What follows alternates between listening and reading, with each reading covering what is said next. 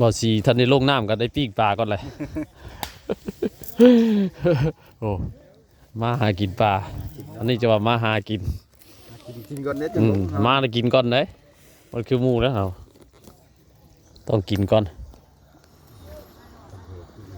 ยังบ่ทันกู เฮ้ท่านได้เปียกสิปีกทะเลปีกนี่ดิ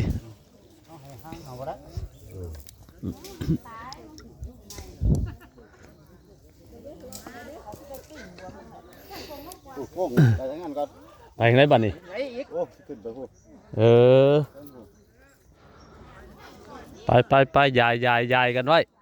มาฮ้อนยามลงเลยใช่ไหมสัญญาณดอก เดี๋ยวลงบึ้มเบิดขับลงเบิดดีว่าป่าตื่นเนาะขับลงเฮพ่อกันที่ไหนม่วนได้นี่ เกลือ มี ไฟเบ็ดจังลูกกิดปุ้งวะเด็กของไฟของมือนี่ไปได้ไหมยังไฟทงกระเป๋าอยู่มือไฟคือดึงเลยเอามือไว้ไม่ไหวมือหัวกับตะก้อบ้านนี่มาใหม่ จะขี้เปียกบ่เปียกมันนี่เราอ่ะ